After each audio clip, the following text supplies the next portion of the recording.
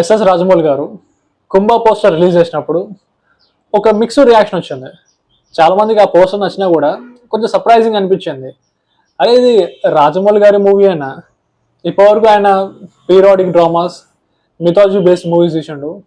ఇప్పుడు సడన్గా super villain, sci-fi, robotics అంటే కొంచెం తీసుకోలేకపోతున్నాం.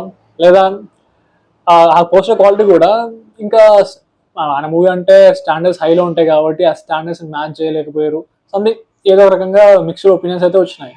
బట్ సెకండ్ పోస్టర్ రిలీజ్ చేసినప్పుడు మందాకిని పోస్టర్ యునానమస్గా మొత్తం పాజిటివ్ రెస్పాన్స్ వచ్చింది.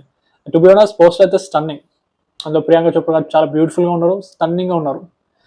ఇంకోటి ఇప్పుడు జనరల్గా ఎప్పుడైతే మన ఇండియన్ మూవీ డైరెక్టర్స్ వెస్టర్న్ స్టైల్లో జేమ్స్ బాండ్ కానీ లేదా యాక్షన్ మూవీస్ తీసేటప్పుడు ఇప్పుడు ఇండియాలో గన్ కల్చర్ లేదంటే నిజమే, యూఎస్ఏలో గన్ కల్చర్ ఉంది, సో మన దగ్గర లేదు. అలా అని చెప్పేసి మ్యాక్సిమం ఇండియన్ క్యారెక్టర్స్ని లైక్ మెన్ అయినా విమెన్ అయినా సరే మొత్తం వెస్టర్న్ డ్రెస్లోనే చూపిస్తుంటారు. ఇంకా బాలీవుడ్ అనేది తెలిసిందే, వాళ్ళ దాంట్లో స్పై థ్రిల్లర్ అంటే హీరోయిన్ కూడా బికినీ చేసేస్తుంటారు. బికినీ చేసుకోవడం తప్పలేదు, కానీ ఎంతమంది ఇండియన్స్ రిలీజ్ చేసుకోగలుగుతారు? ఇండియాలో ఎంతమంది ఆడవాళ్ళు ఆ డ్రెస్లో ఉండగలుగుతారు? ఉండాలనుకుంటారు, ఉంటారు. చాలా తక్కువ మంది కదా. సో ఒక యావరేజ్ ఇండియన్ ఉమెన్ ఇప్పుడు కూడా శారీయే వేసుకుంటారు. So sari is the most relatable thing for us. Indian cinema కాబట్టి ఇండియన్ ట్రెడిషనల్ డ్రెస్లు ఉండడం మంచిదే, అందరు ఎక్కువ రిలేట్ చేసుకుంటారు. అది కూడా చాలా రిఫ్రెషింగ్ అనిపిస్తుంది. ఎప్పుడు మొత్తం వెస్టర్న్ స్టైల్ అంటే మొత్తం వీళ్ళ వెస్టర్న్ డ్రెస్ వేసుకోవాలా, అలా ఏం లేదు కదా. నాకు తెలిసినంత వరకు ప్రియాంక చోప్రా గారు 6 years అయింది అనుకుంటా ఒక ఇండియన్ సినిమా తీయకుండా. After 6 years one of the best comeback ఇవ్వబోతారు ఇండియన్ సినిమా ఇండస్ట్రీలో.